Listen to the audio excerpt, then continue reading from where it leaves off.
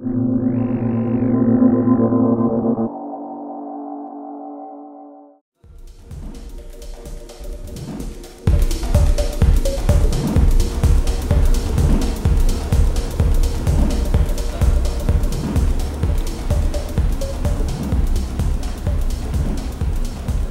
me that phone.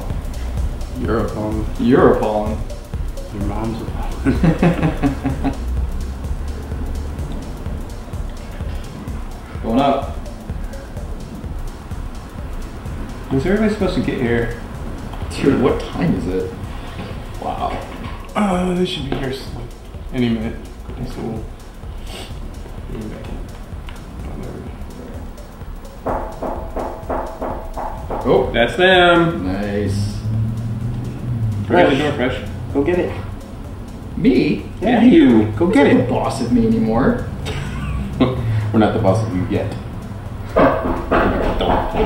Fair enough. Don't beat the level without me. I'm coming!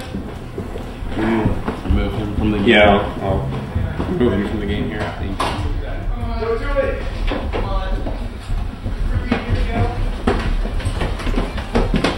Hey! You better be here. I don't want to go.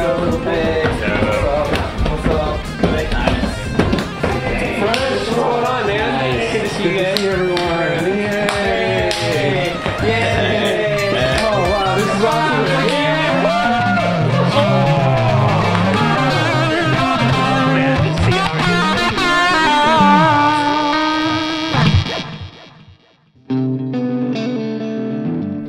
What was your favorite game of 2008? Anyone? Shoot.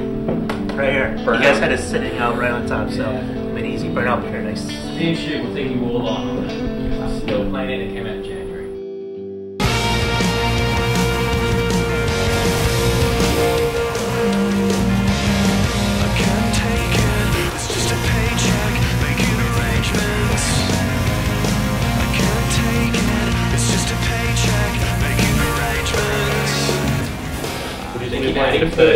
Would you still be playing it if they didn't add to it? Because they've been great about doing that, but I'm curious if it was so that's huge. central thing. Shoe has so many fucking records on so many streams that I feel that's the real genius of it. You're cruising around an area that you thought you were good at, and then it'd be like, God damn it, he did it again.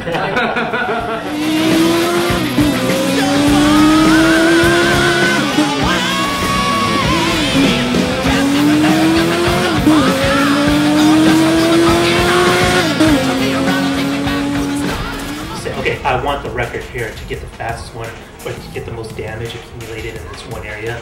And then, even though you're playing single player, you're not playing competitively, you can still see how you rank with other people. You really didn't divide the online and from the single player. You're always doing the same thing. You can always see if your friends are playing, and it's all one big world. That's pretty innovative. Burnout, which is already an awesome model for racing games, and then combining that with an open world environment where there's so much to discover, just like drive around and finding the hidden ramps and the super jumps and all the collectibles and all the multiplayer paths that you can do. It's just, there's so much there that I was playing it for months and months and months. There is a large group of people out there that really love this game and are still playing it, but it doesn't have the the main thing that made the last 2 or 3 Burnouts awesome, which is the crash mode. It's the standard racing with crashing in it that people are really liking. At first, I agree with you, but early on, I missed the kind of bowling approach to it, where it was like setting up an elaborate, almost like an elaborate machine, and you were just triggering it. And I still go back and play Revenge to do that, but I did you get into this thing where you find a tunnel where you can bounce all the way along a tunnel, turn around and go back down the other lane, and you can just track traffic in an area, and it's a different strategy to the same idea.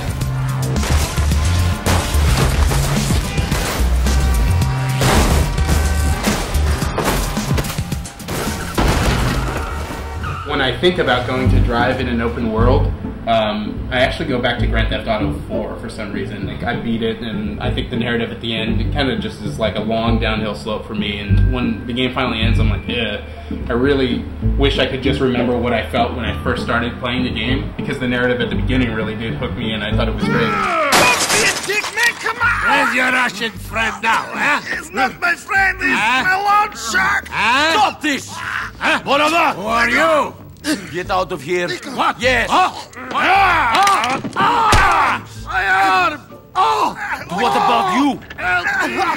Help me! Come on, Tupac! Leader, help me! Get out of here now! And if you come back, I'll kill you! I still love the driving in the game, and I don't know if it's just that there are pedestrians walking around in the world that is like that one extra little feature that makes me want to go back and drive around in the city because it feels more like a real city, or what, but I just really, really love the driving in it. I actually went back to that game the other night just to refresh myself with it. I got this message from Kiki. She's like, "Oh, Nico, I miss you. I need you. Give me a call." I'm like, "You know what, Kiki? I don't remember who you are, but I'm giving you a call." I know what's going on.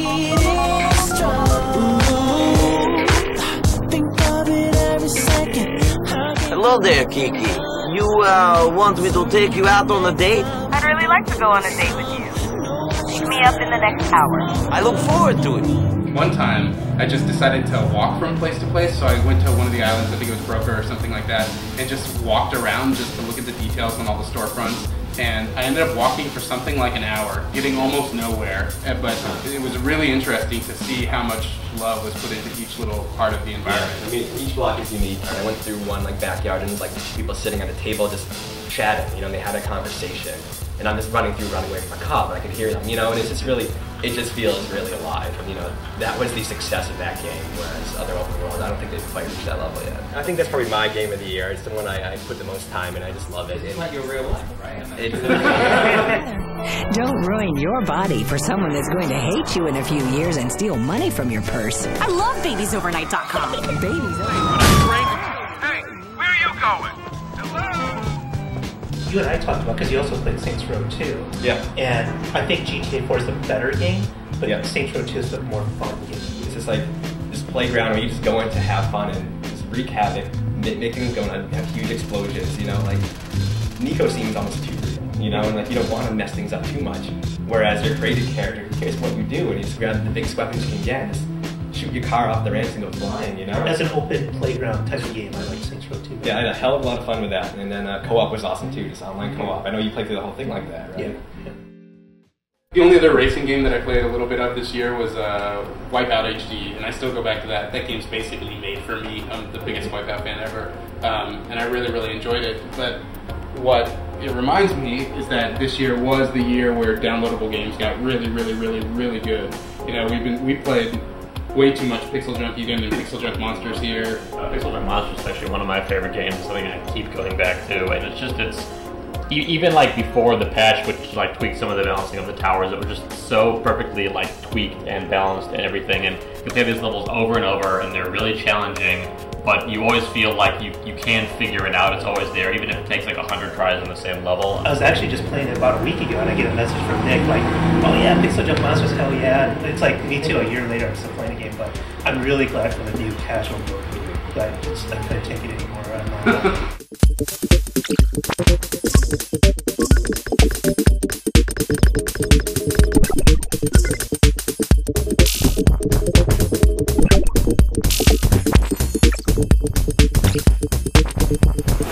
There's so many super awesome AAA games that came out last year, but Pixel Junk Eden keeps returning to me as being like at the top of the pile, and I almost feel like downloadable games should be in their own category, but when I think about me personally, it overshadows most of the other games that I've played.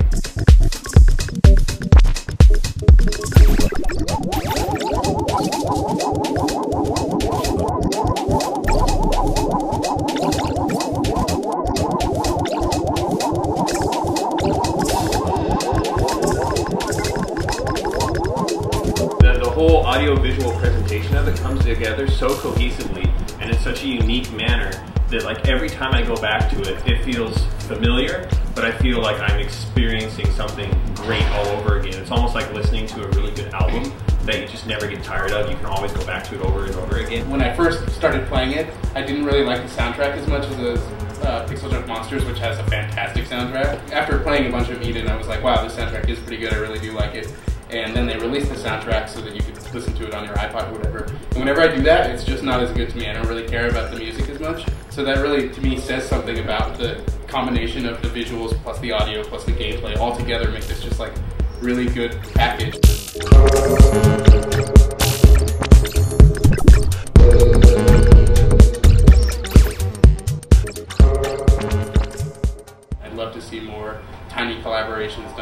let a graphic artist do your visuals and your sound for you. It feels like a cue for me to talk about Braid, because that was something that's very like, it was total collaboration between two people. You know, Jonathan Blow did all the game design for like years by himself, and then David Hellman came in, gave it like its look that we now, will forever associate with it. The like emotional resonance. That's what like made it kind of over the top for me at the time, like a truly great game. But I'll thinking back on it, it's always just a really well-designed game. Like it's just a great puzzle game. I mean, also a little bit of a platformer. Figuring those out, that's kind of the most like satisfying moments I've had in anything all year. Just in terms of like testing you cognitively, and have to sit there and think through, and like the rules of the world are so set, and you have to work within those, and that was all just really well done. The rules of the world are also metaphorical, just like the narrative bits that you can glean or whatever, and that's something that you almost never see.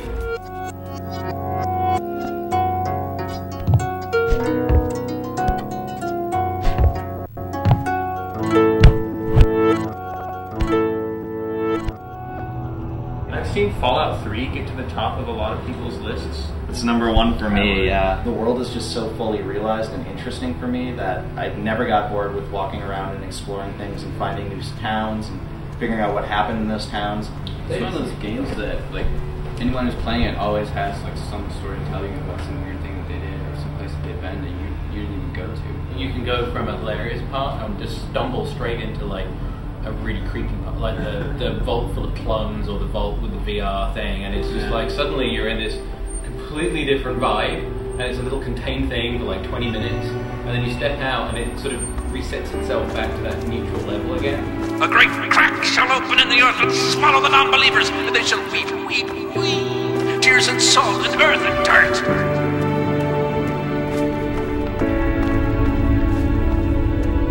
I just didn't have the time. I think that's actually one of the problems. It starts out really, really slow. I mean, it took me a few hours to kind of get into it.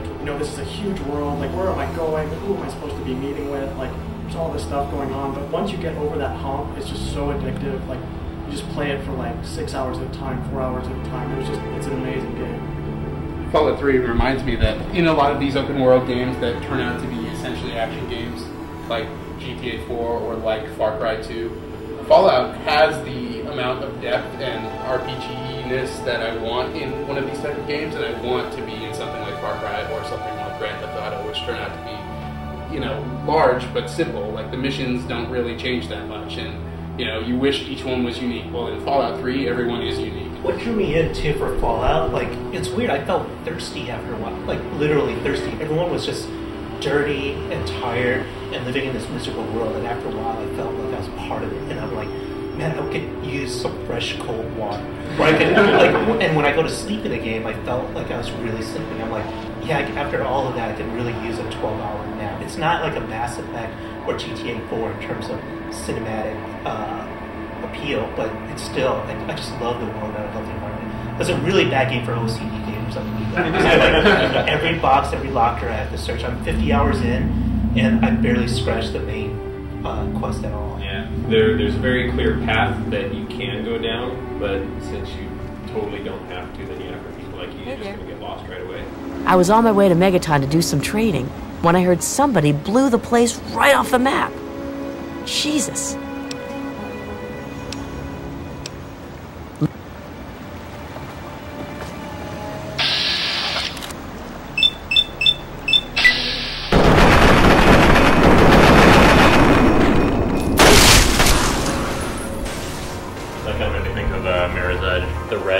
Is always kind of guiding you, and it felt like confirmation that I was going the right way and not kind of showing me where to go, and I really enjoyed that. It was kind of the perfect level of like hand-holding in a game for me this year out of everything. I mean, Mirror's Edge was I thought it was great for a lot of reasons, just like the exhilaration of it and just like the visual style of it. And there were lots of problems with the combat and all that, kind of the more the minute mechanics, but I think that was definitely one of the most innovative games of the year.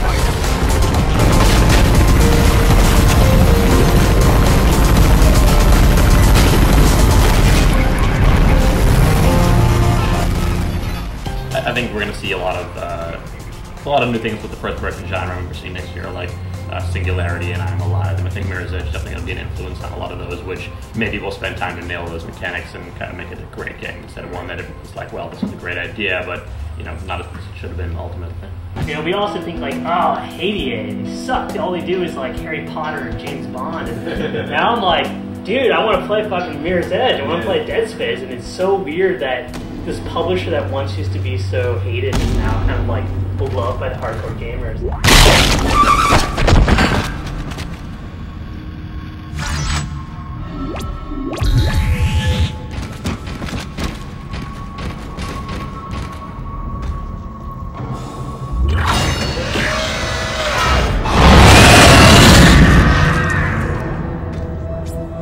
Going back to Dead Space, actually, talking about hand holding, I adore the idiot button. He like puts his hand on the ground and tells you where to go. Like, I use that so much. People complain like, oh, if your game is designed well, you don't need something like that. But for me, I don't have a lot of time in my life anymore. Like I can't like play like 50-hour Fallout 3s like every day. Well, actually, I do have a lot of time. But when I'm playing a game, like I want to get through it. Like in Dead Space, I'm like, I just want to know where am I supposed to go. And it's optional too. I mean, like it's not you like don't have to use it. You don't have to use it. And I always felt that I pretty much knew where I was going. Like I would only resort to the idiot button when like I got turned around. Because it was usually pretty obvious, I thought the level design in that game was really well done. That game totally surprised me from beginning to end. I think that's the most important thing is how surprising it was. As a person who covers this industry as hardcore as we do, and we see every game so many times before it comes out, and just from the beginning, the second that the opening screen comes on and you have the cockpit of the ship and the planet behind you and everything moving around, I mean, that was a very, very impressive opening sequence. And from that moment, I was sucked in and just ready to play more. USG Ishimura, this is the emergency maintenance team of the USG Kellion responding to your distress call. Come in, Ishimura. You're gonna need to boost the signal if it power's low. Yes, we know. Boost the signal. More. Never heard of a total communications blackout on one of these things. You'd think with 1,000 people on board, someone would pick up the phone.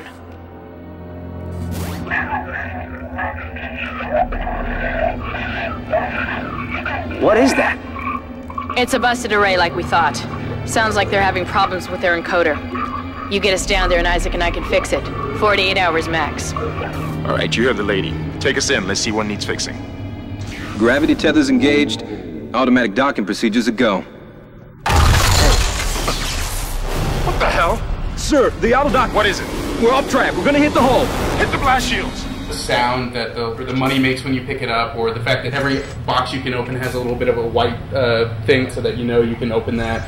I mean, it's just completely awesome game design from top to bottom. And I know some people thought that it got repetitive, but to me, the fact that the whole ship had one cohesive feel made it feel like a real place that I was exploring.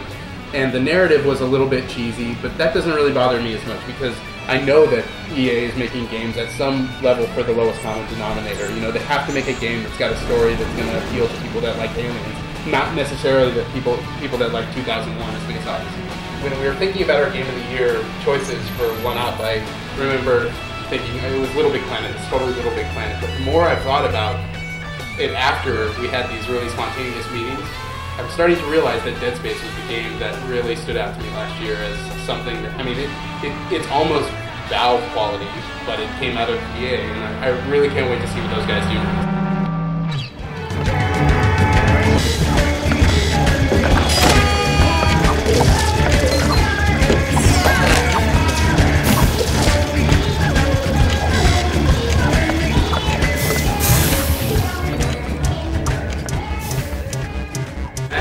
Really bad about not getting to play more Little Big Planet. Like, I played the beta a bunch, but my retail copy is still on the shrink wrap, so people that did play it is probably way up there on their list. Well, yeah, I know Nick and I both are huge fans of it. It's probably my number 2 game of the year. And over Christmas, I went home and played it with my sister and a friend of mine who's a labs gamer who used to be like an NES guy. We played through the whole first 3 worlds together, and it was really exciting to see the other people who aren't super hardcore gamers play that game. And it wasn't as easy for them as it is for us, but they got it and they were really inspired by it. And they couldn't believe it went online, like hundreds of thousands of levels have already been created. They couldn't believe that. It was like blew their minds. So that was really inspiring. I gotta ask Ryan then if you played the Dead Space Little Big Planet level. It's like your two favorite games of the year combined. I have played it.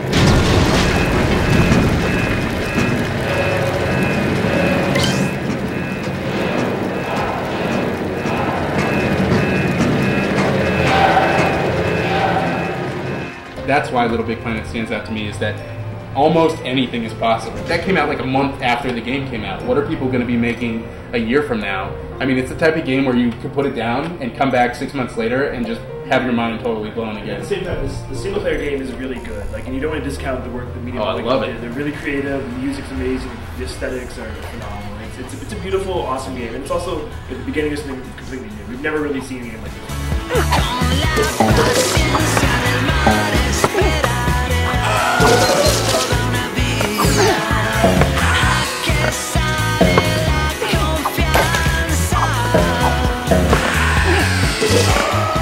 Surprised me about Little Big Planet is that it essentially is what they promised. You know, the first time they showed that game, what we have now is that, even though it seems so crazy and so much bigger and more intense than anything that anyone had tried to do before, they made it. And almost the only place that it doesn't deliver on what they promised is the way that stages are shared and the indexing and YouTube-like functionality. If they can just make that a little better. Well, and another thing, we just got the Metal Gear Solid 4 update, which is a really ambitious update for Little Big Planet, and that's indicative of what's going to happen. That also brings up Metal Gear Solid 4, which is my game of the year. Out of all the games on this table, I think there's a level of production value, an amount of effort, a lot of artistic detail and writing that's really hard to match.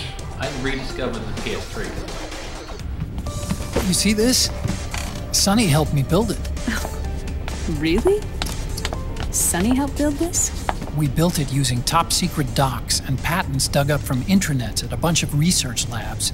To tell you the truth, I think she's better at it than I am. Thank you, Microsoft, for my 4th Xbox breaking. For letting me rediscover this game. So I was like, okay, I've got to go back and I've got to play 3 games that I didn't play this again. I got Metal Gear in, and the first time I saw him, I was, dude, seriously. Straight through Act 1, 2, and 3 in one sitting. I mean, it was just like, you know, it was long. I mean, the game took me 24 hours to beat in the end, partly because it got really tough at the end, but geez, if that's what kind of the next wave of stuff, particularly on PS3, is going to be like. I think Metal Gear Solid 4 is a game that we won't see repeated.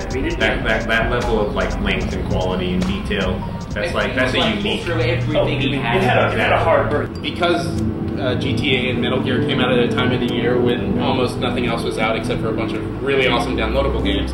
I played this more than I might have if it didn't come out at the end of the year. So I actually went through it once and then started it again a second time and then started my, again on the harder difficulty with my, no kills playthrough, because the rewards seemed actually legitimately worth it. If you like the core gameplay in it, it's going to keep delivering for you. As much as you wanted to put into it, you can get out of it. It's not my favorite game of the year, but I respect it so much. And anyone who says it's their favorite game of the year, I understand exactly why. I mean, I think it's a fantastic game.